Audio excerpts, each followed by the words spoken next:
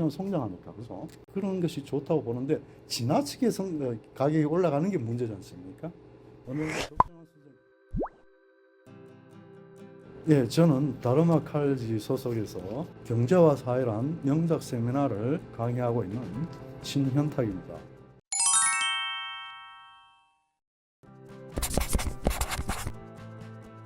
인플레이션이라 그러면 가격이 계속해서 일정 기간 올라가는 그런 현상을 우리가 인플레이션이라고 그러죠.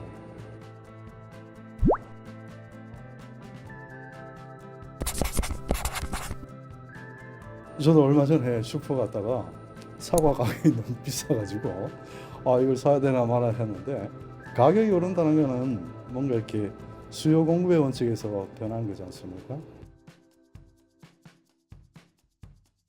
수요가 많아서 올라가는 것이 될 수도 있겠고, 어쩌면 또 공급이 부족해가지고 그럴 수도 있겠고 하겠죠. 근데 우리나라에서 갑자기 사과 수요가 갑자기 증가해서 가격이 올라갔다고 제가 보기엔 좀 그런 것 같아요.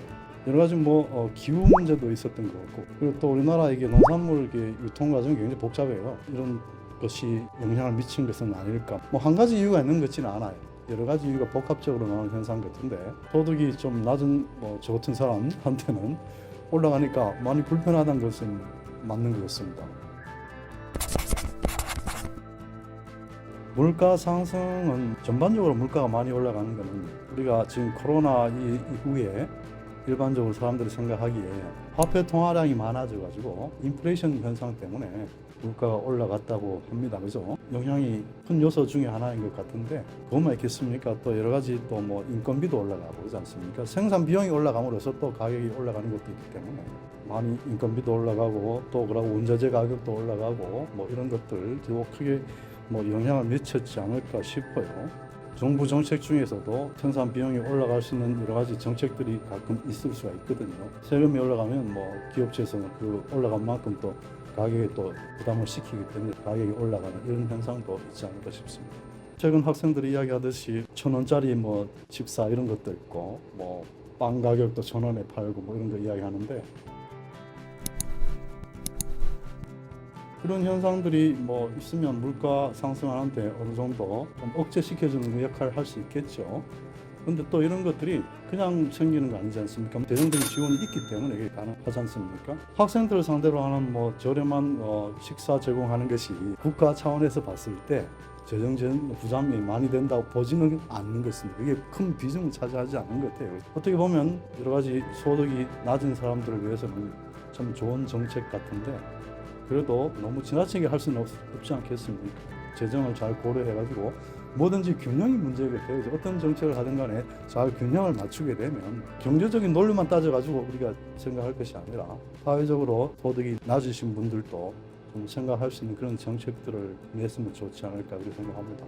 저 같은 경우도 뭔가 이렇게 생필품을 사러 갔을 때 물가가 상승이 되면 구매력이 떨어진다 생각하지 않겠습니까? 그럼 구매력이 떨어지면 아무래도 소비가 줄어들 것이고, 소비가 줄면 기업체 입장에서도 뭔가 생산소, 시장에서 판매가 되어야 될 텐데 판매가 잘 안 되겠죠. 그러면 아무래도 경제적으로 어려움이 있겠죠. 경제적으로 어려움이 생기게 되면 계속해서 또 악순환이라는 게 있어요. 그죠? 그럼 총체적으로 경제 위기가 올 수도 있지 않겠습니까? 물가 상승만 그런 게 아니라 물가가 하락해도 마찬가지입니다.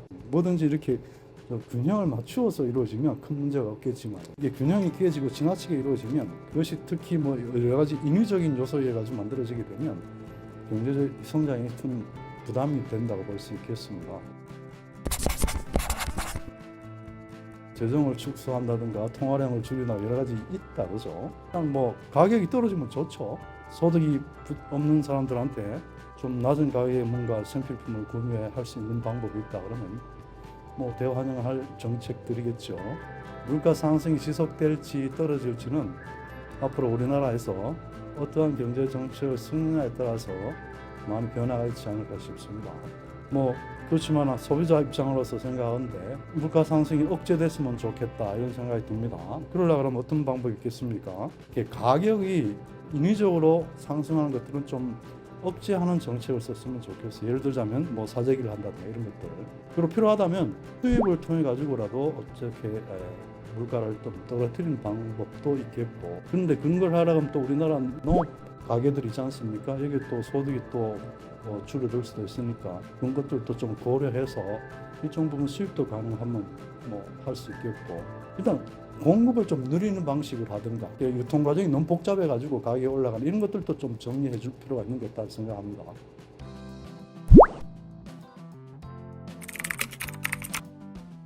우리가 필요한 생필품, 이 가격이 올라갈 때, 예를 들자면 음식물이라든가 아니면 뭐 교통비라든가 아니면 뭐 아파트 관리비라든가 이런 것이 그냥 매일 우리가 겪는 것들 있지 않습니까? 여기서 제일 강하게 느껴지는 것 같아요, 사실.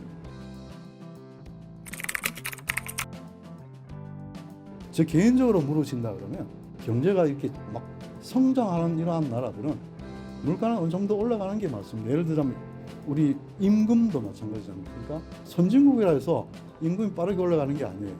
성장 속도가 빠른 나라가 임금이 빠르게 올라가거든요.